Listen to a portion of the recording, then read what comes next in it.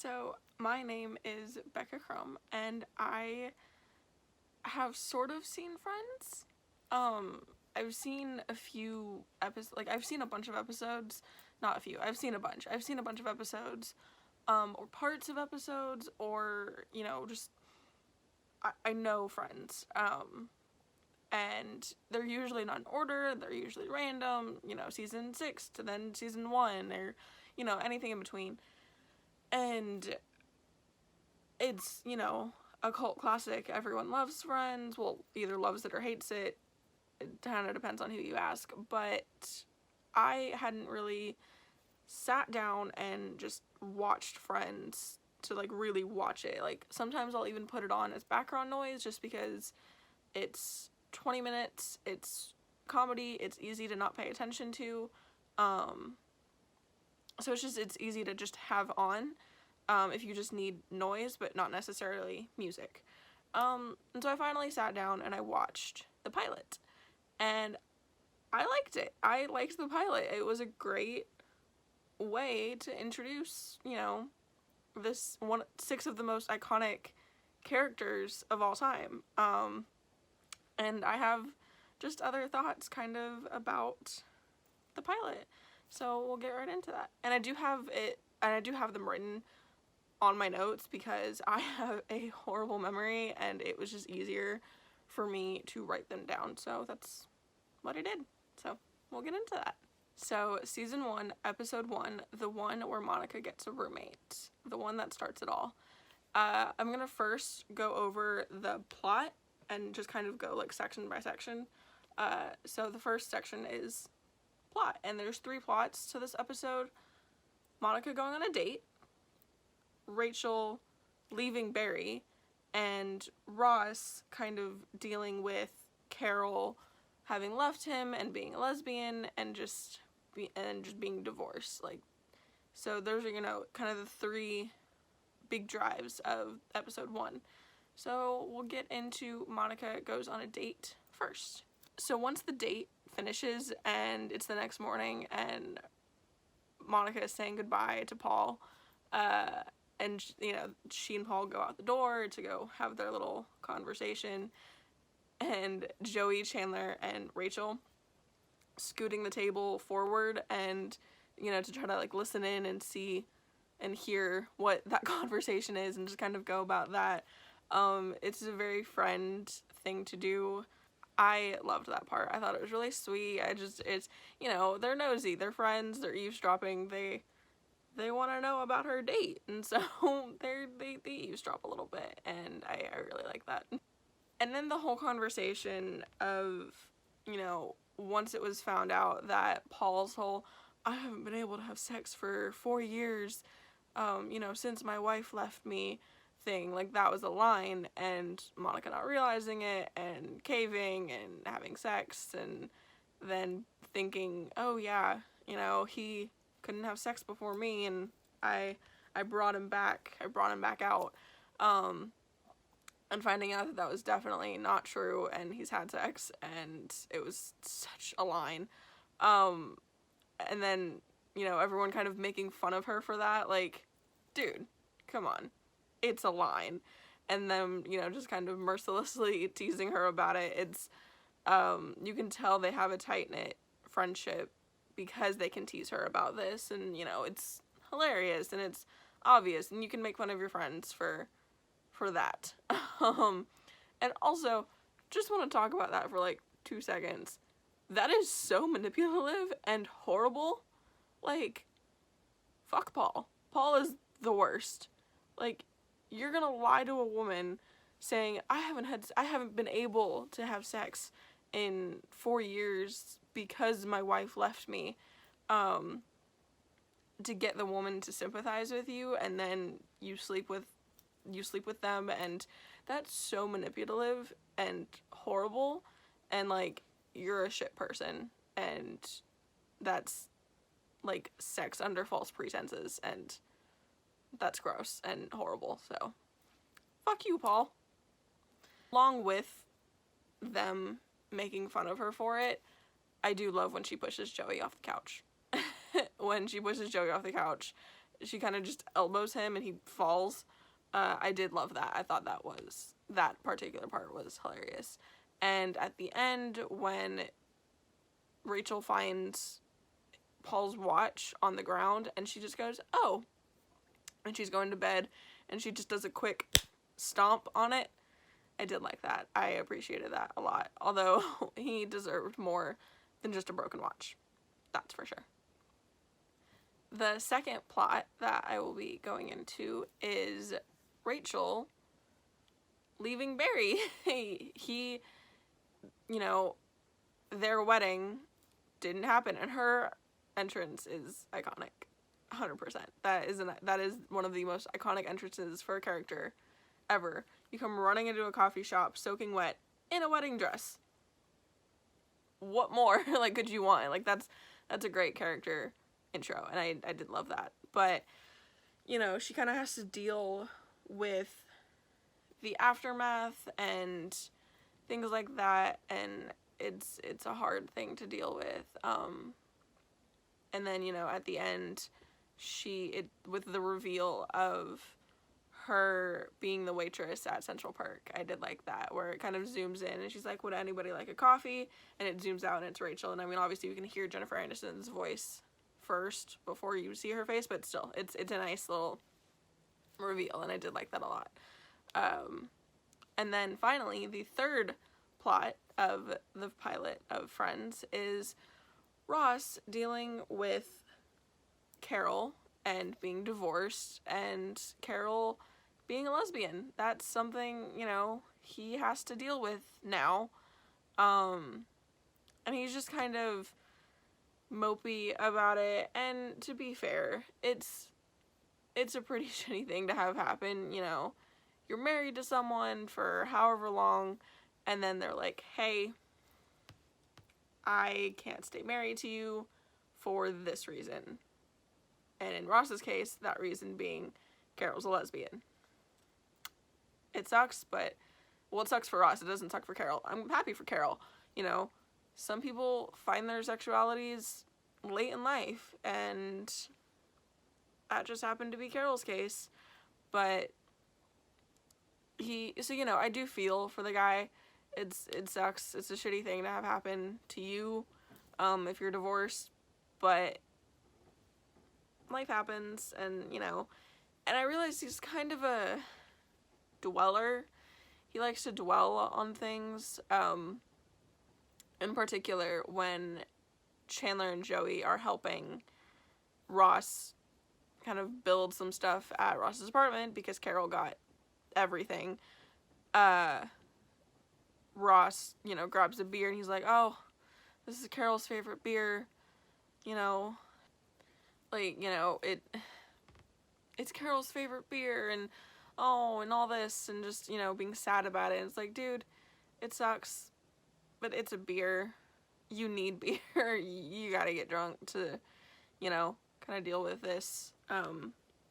And so it's just kind of like, when you're at that point of every little thing that you see reminds you of that person, it's shitty and it's frustrating and it's annoying, and it can be annoying for the other people around you. Like Joey and Chandler were not having it.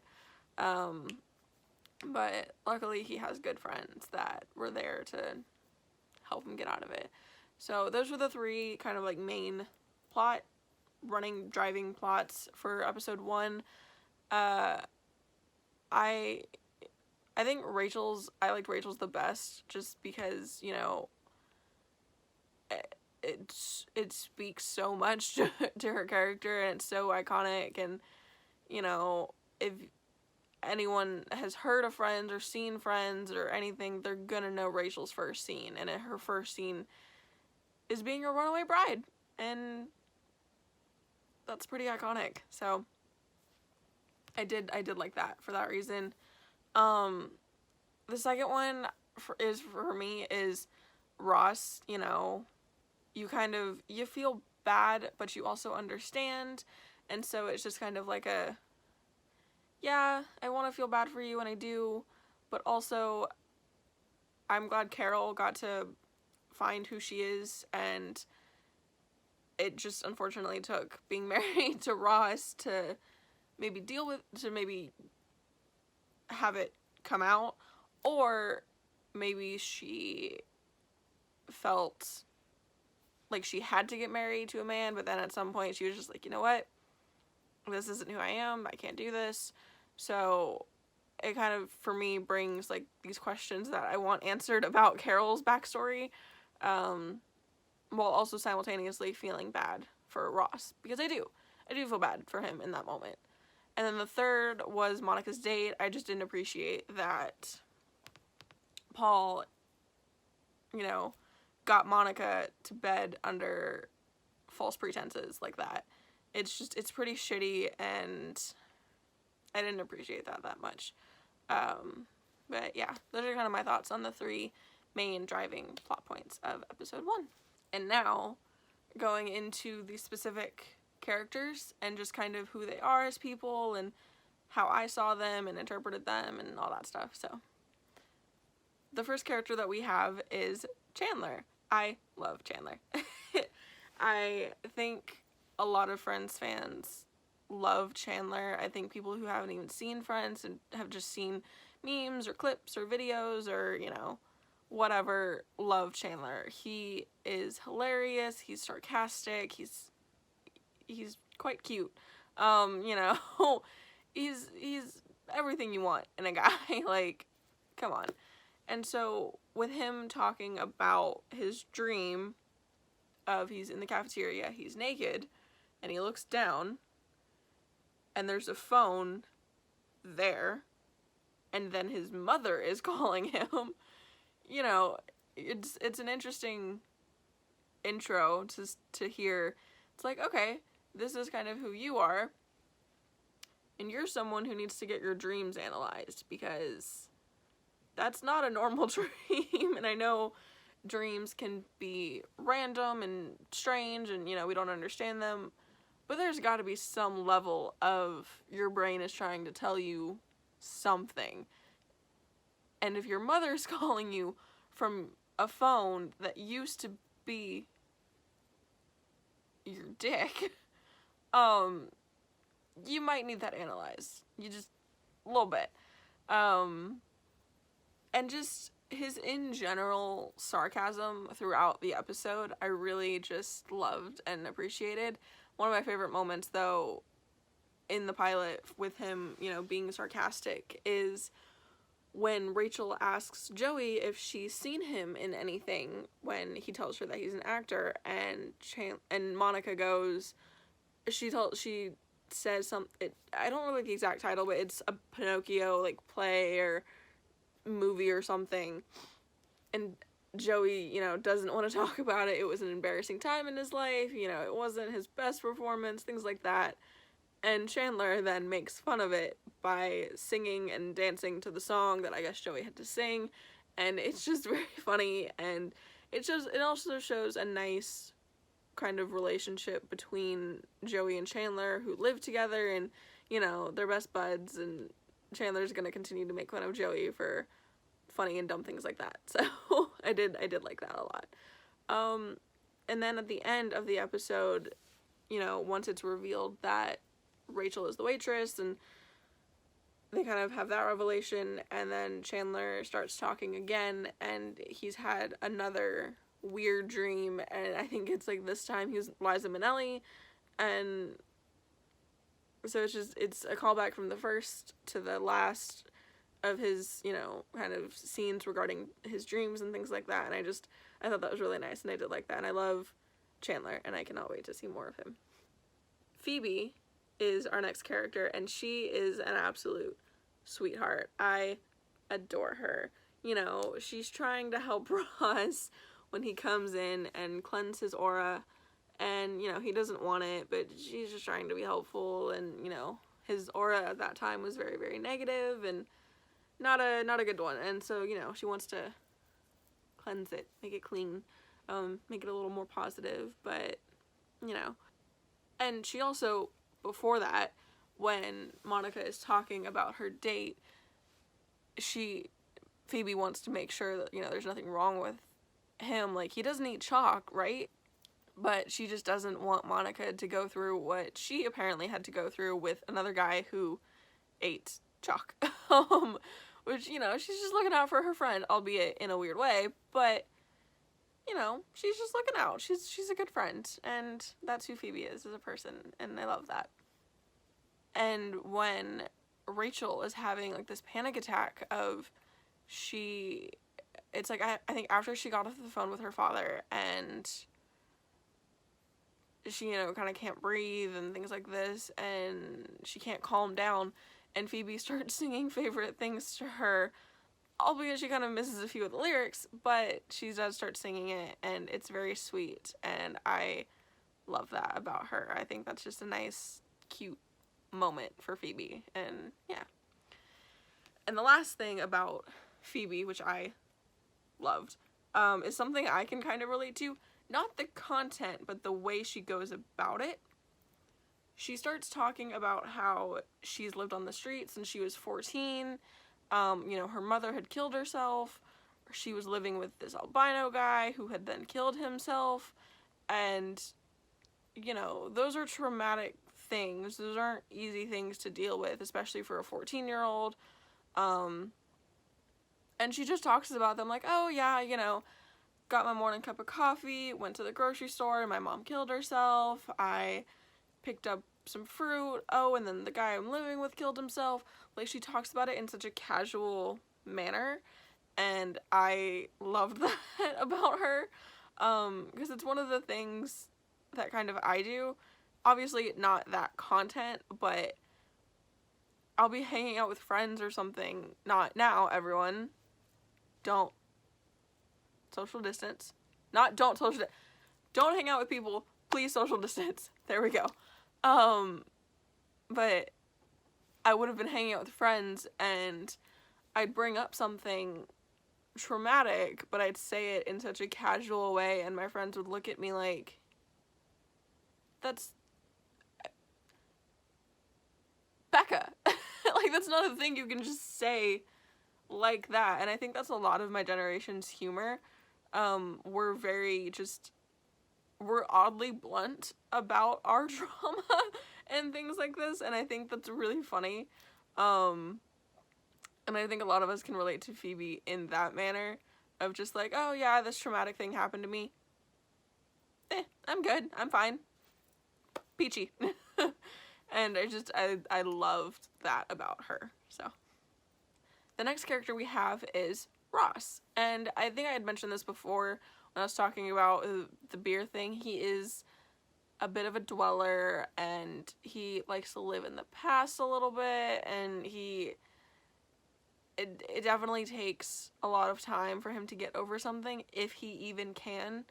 So that's going to be a recurring thing, is just him bringing up things from the past, and it's just like, okay, yep, we get it, Ross. And that's gonna be a fun thing to watch, but I did love this scene, and I don't have a brother, but this did feel very sibling-like to me, just from what I've seen in other TV shows and movies, and just from my friends who have siblings, or from my family who has siblings, and, you know, things like that, is when Monica asked, she was like, do you want me to cancel my date, you know, to kind of help stay with Ross, and, you know, maybe make him feel better, and things like that, and he's like, yeah, that'd be good if you could stay, and she's like, really? And he goes, no, it's Paul the wine guy, go out, have fun, he's kidding, like, I'm kidding. I liked that, you know, it's this light brother-sister moment that I really appreciated, and I thought that was a really nice scene that, you know, it was nice to see, and I really liked it. So Ross then decides to ask Rachel, right, like a few days after her wedding, and, you know, kind of dealing with that, hey, would it be alright if I asked you out sometime? Like, I mean, shoot your shot, but damn, that's early. It's a little early. So then we have the younger Geller sibling, Monica, and I like her. She is very sweet. She is very mom-like. Monica. That was terrible. I'm so sorry. but, you know, she takes care of her friends, which I love. When Rachel was like, I'll just stay with Monica, Monica's like, alright, well, you know, I can't necessarily kick her out. She's like, alright, I guess I kind of have to. And she does, and she doesn't resent Rachel for it. She's not like, I took you in with, you know, you didn't even ask me and I took you in and I'm such a good friend and all this and da-da-da. You know, she didn't do that. She took her in and was happy too, which I liked. And I love when, you know, her date knocked on the door and she was like, do you want me to stay? Not only to Ross, but to also Rachel. She was like, do you want me to stay to, you know, help make you feel better? And Rachel's like, no, go, I'll be fine, it's okay. And then Ross does his, like, brotherly thing, which, again, I thought was hilarious, of, yeah, that would be nice. And then proceeds to go, no, it's fine, it's Paul the wine guy, go. So, you know, but she was willing to give up a date for 2 of her friends, one of which didn't invite her to the wedding in the city that she's in, and that were apparently best friends in high school. So, you know, Monica's a really good person, and I love the part where she's at work, and Franny comes in, and they start talking about Paul, and Monica asks first, like, you know, how you're doing, how was Florida, I think, and Franny just goes, you had sex, didn't you? Like, it's just a really funny, like, you know, they're doing their job cooking, but then it's just this funny, like, casual interaction, that I just really like, you have the 6 main friends, but I like how it shows her interacting with other friends that aren't, like, the main 6 of them, which I thought was just a really cool, like, little addition. But yeah, Joey Tribbiani, he's the one who thinks sex solves everything, and for some people, i.e. Joey, sex could answer all of the world's problems. Like, you know, this problem, sex, this problem, sex, and just continuously like that. And that's okay, but there are some problems that cannot be solved with sex. But, you know, when he's talking to Ross in the coffee shop right after Ross is, you know, hi, he's like, you know what, Ross? Strip joints. Like, just go to strip joints. And I thought that was really funny. Like, Joey is a very live in the moment. Let's, you know, do this now. You know, you got divorced. It sucks. Whatever. Move on to the next thing. Move on to the next lady. Move on. And he's a very live in the past. Or no, that's wrong.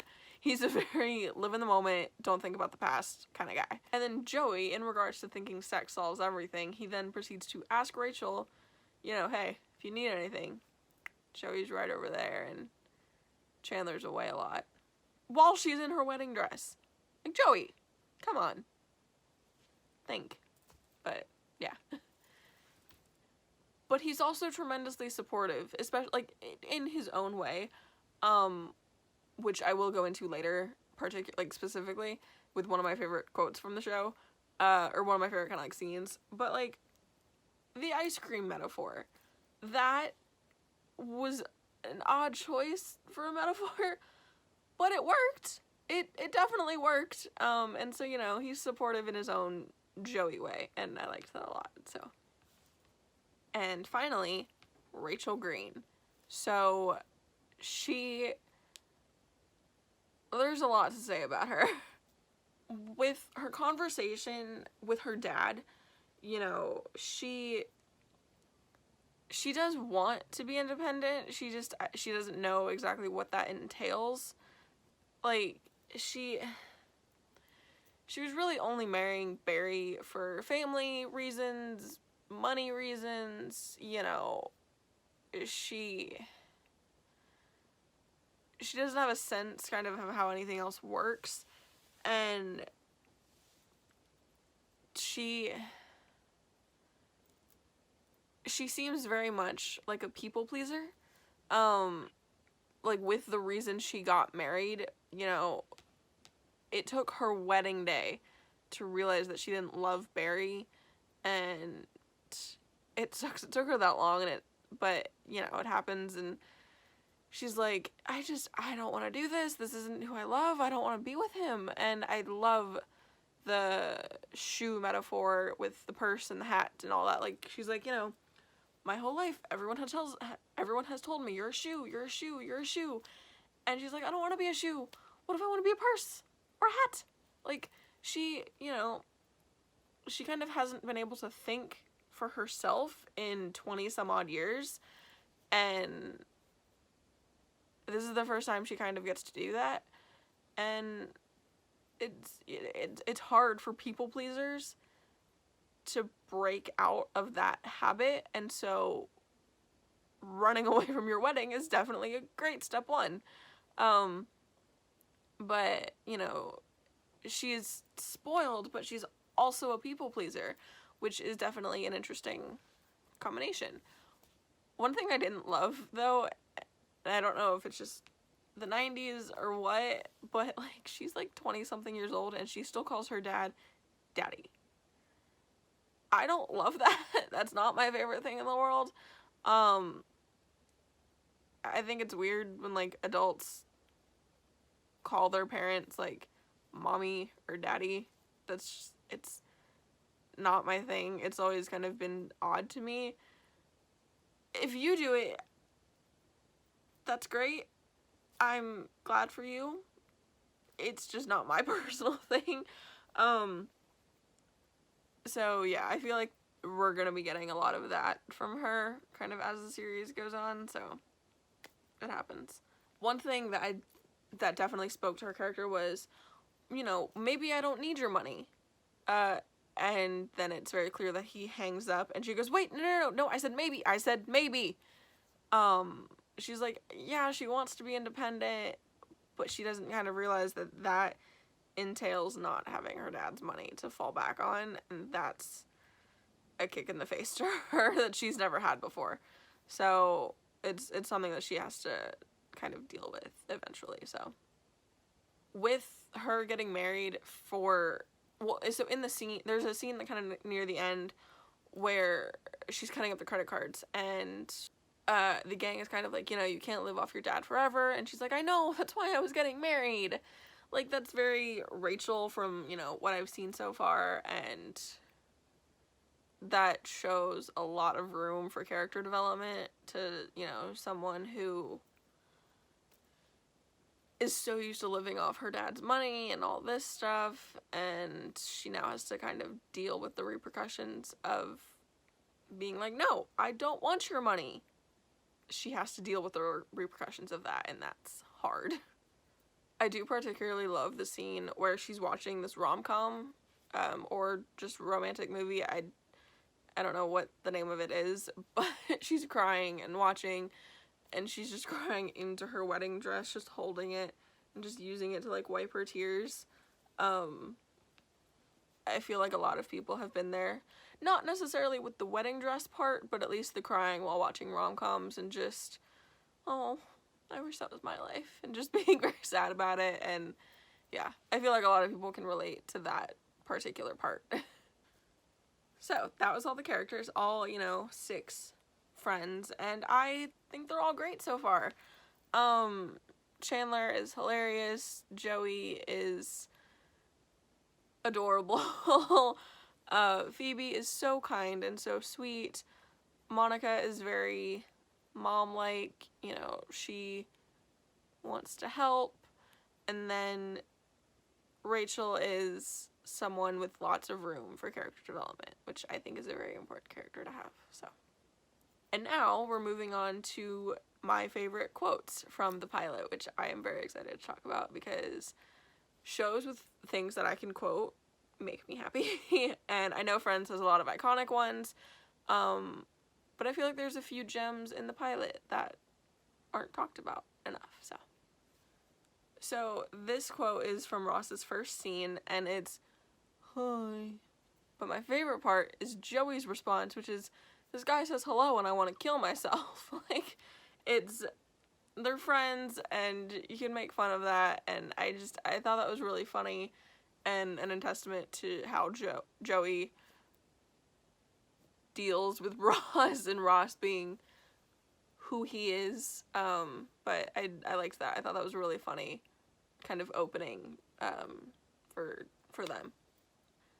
And then this just adds to my love of Chandler, is Chandler goes, "I wish I was a lesbian." And then everyone just kind of stares at him, and he has the realization, did I say that out loud? Yes, Chandler. Yes, you did.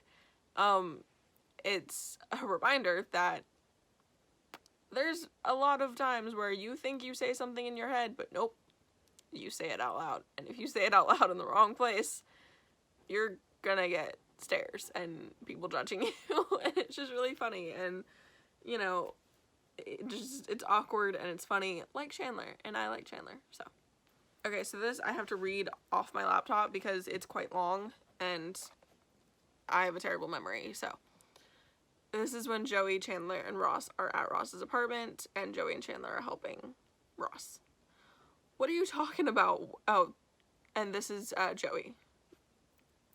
"What are you talking about, one woman? That's like saying there's only one flavor of ice cream for you."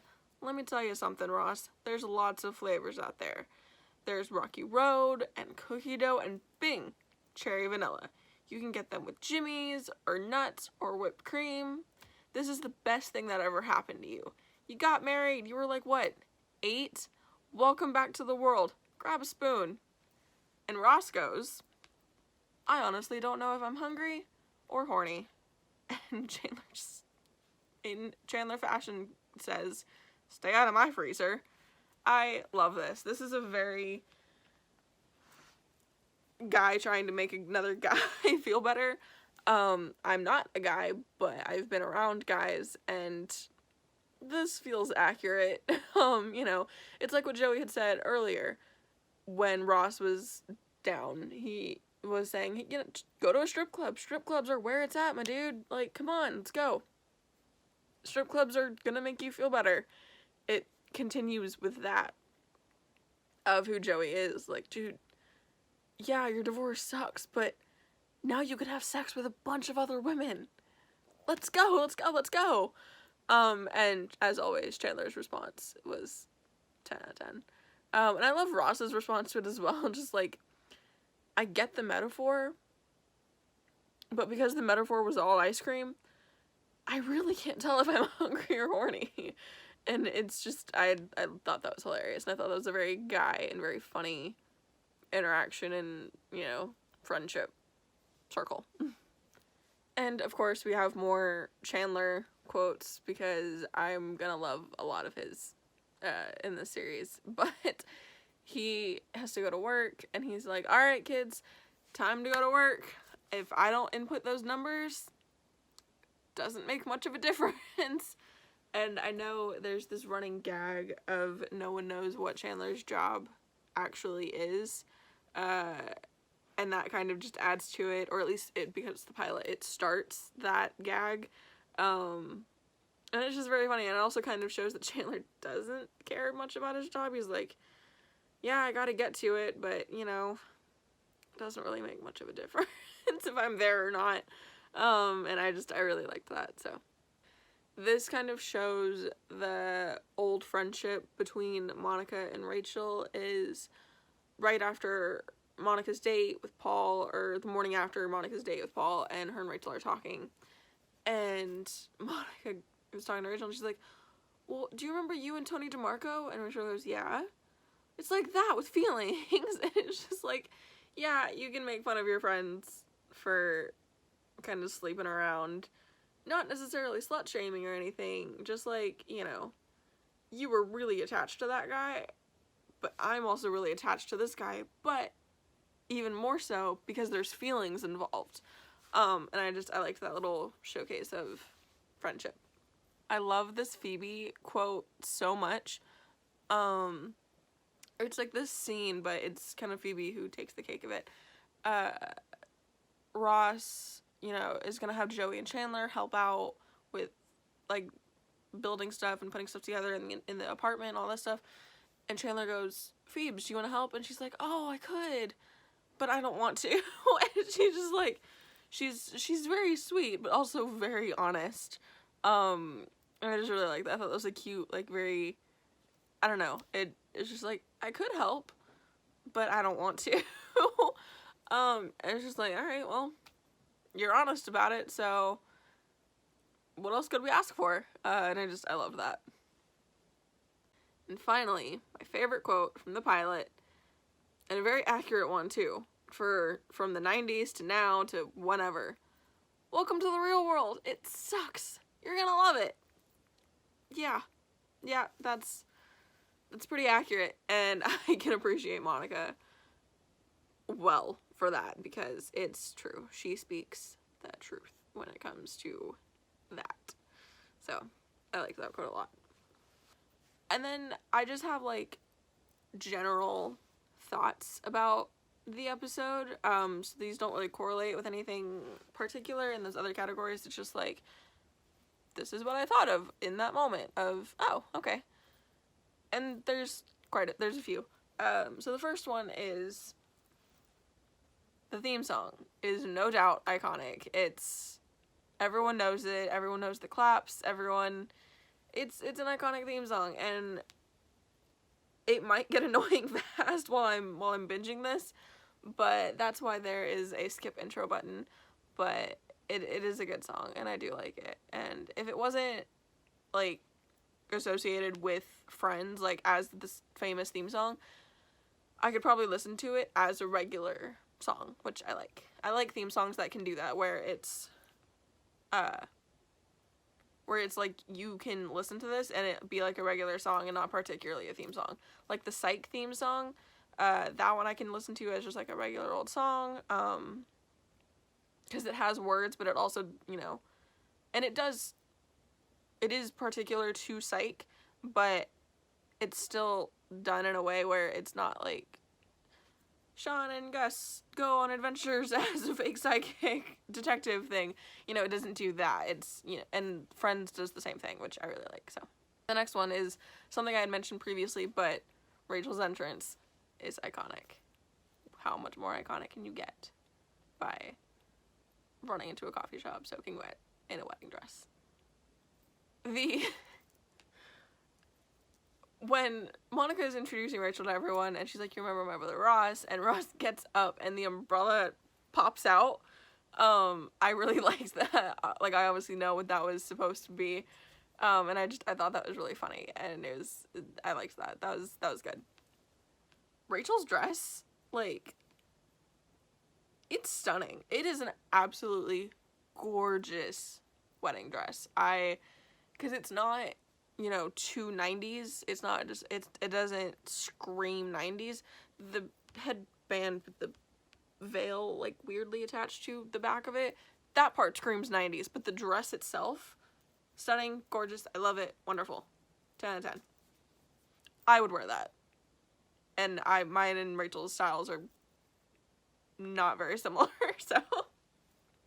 My favorite kind of, like, group moment is when they're all watching, like, this Spanish soap and trying to guess what happens and just thoroughly enjoying it despite having no idea what's going on. I thought that was just a really nice little moment that I appreciated, so. In Ross's apartment, I love the Speed Racer poster. I love Speed Racer. It's one of my favorite, like, the 2008 live action movie. Love it.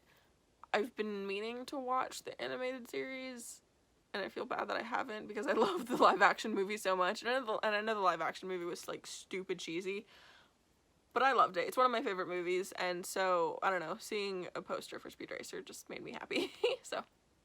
When Ross is dwelling on Carol's favorite beer, and he's like, oh, she used to drink it out straight out of the can. I should have known she was a lesbian. It's just kind of like, yes, because all women who drink beer out of cans are lesbians.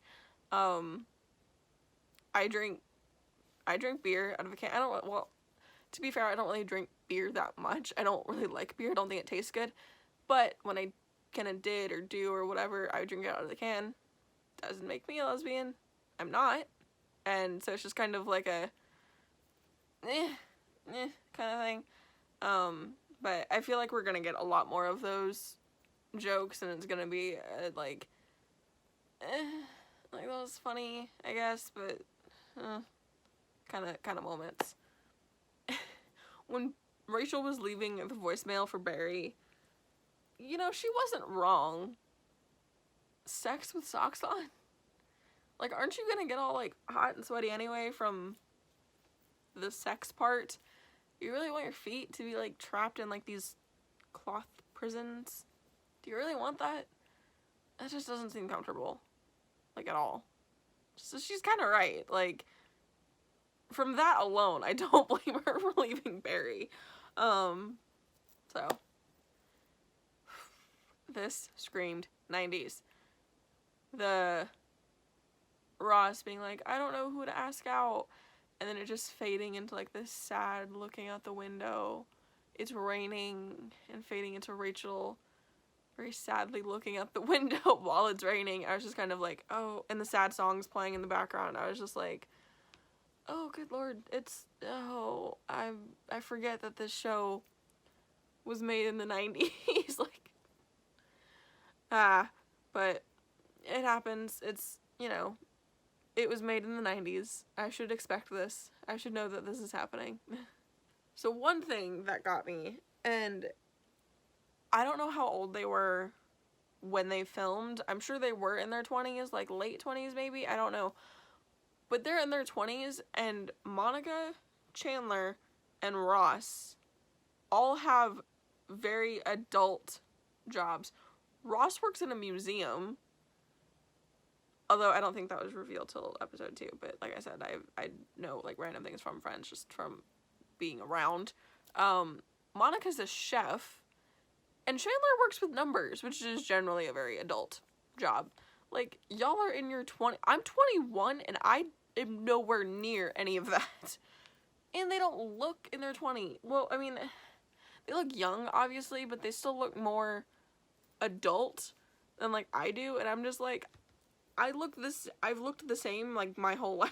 How do you look like full-blown adults? Like, I don't know how old they were at the time of filming, but it's still, like, just weird to see. I don't know if that makes sense, but it's just jarring for me to see, like, at this time that this episode aired, and me now, we are similar in age. What? It's weird and jarring, and yeah. Oh, well, and another thing regarding that, Ross is married and divorced. Well, has been married and is divorced. Like, in his early 20s. Is that normal for, like, the 90s? Like, maybe not the divorce part, but, like, married, like, that early. And then Rachel was about to be married. Again, quite early. Is that normal? Like, I don't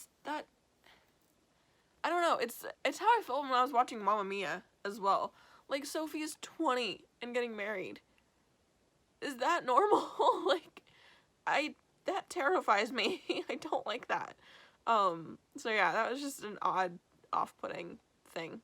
This is like a super nitpicky thing, but I was not a fan of Joey's hair in this episode. I know it gets better because of, like, what I've seen, but Pilot Joey's hair is just not it. Unfortunately. He still looks good because Matt LeBlanc, 10 out of 10, my dude. But it's that particular hairstyle just did not work for him, unfortunately. And then this last thing that I just really liked, Monica had the first line of the series where she's talking about her date, and then she has the last shot as well. And, you know, it's just her in her kitchen. But she said goodbye to Ross, and she had the first line and the last shot, and the series takes place predominantly in her apartment. So I just think that's, like, there's no main character, but I think she's the biggest, I think, if that makes sense. Like, you know, it doesn't center around her, but there's a lot of things regarding her, if that makes sense. But I liked that. I thought that was a nice little, it was a nice bookend. which I appreciated. So I love trivia, movie trivia, TV show trivia, book trivia, anything regarding it. So I went on IMDb when I finished the episode, and I went to the pilot and I looked at the trivia for it, and here's just like the few that I really liked that I found super interesting. So when Rachel makes coffee and Joey and Chandler taste it and then pour it into the plant because it tastes horrible, later on you can see that that plant has actually died because of the gross coffee. I just thought that was a nice little detail, that is a cute little like continuity thing of, hey, they poured bad coffee onto this plant, and now later, like few days later, that plant is dead. Which I really liked. And then in the beginning, when Monica says to Ross, I will go get you coffee, you know, because he's hi, you can actually see Rachel out the window running. Like, it's very quick. It could not even, there's a chance it's not even Jennifer Aniston. It's, you know, an extra in a wedding dress or a double or someone.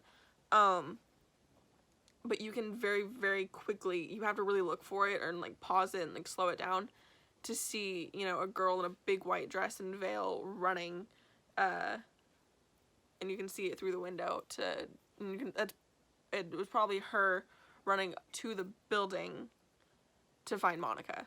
And I just thought that was a nice little like, oh, yeah, I didn't see that. And so I watched it again and I could see it, but you really have to slow down or maybe even pause it, and like go like frame by frame to see it, because it is very, very quick. But I thought that was a really nice little, you know, she was introduced before she was introduced. And then when Joey is giving Ross the ice cream metaphor, so I didn't know this. I was really confused when he said this. When he's talking about like the toppings and he said Jimmy's, I was like, I have no idea what that is. I thought it was like a fruit or like a gummy bear. It's not. It's chocolate sprinkles. And so apparently Matt LeBlanc is from Massachusetts, and that's what they call chocolate sprinkles up there, while in New York they're called just chocolate sprinkles. And so he kind of used his Massachusetts roots, I guess, for that line. So I'm wondering if that part wasn't, like, in the script it was chocolate sprinkles, but then, you know, while he was saying the line, he forgot that it wasn't called Jimmy's, that they weren't called Jimmy's, and so just out of habit he called them Jimmy's. I was curious about that, but I thought that was interesting. But yeah, that's kind of what I thought about the Friends pilot. I really liked it. It definitely set up everything. You know, it set up Ross and Rachel. It set up Ross dealing with his divorce. It set up, you know, Joey's kind of personality regarding sex. It set up Chandler's sarcasm, you know, Phoebe's love and sweetness, and Monica's support and very mom-like feelings. And I thought that was a really good setup. In 22 minutes, it sets up the series quite nicely, and I really do like it. So I really enjoyed the pilot of Friends, and I cannot wait for more. Thank you. Have a good day or night, and stay safe. Bye.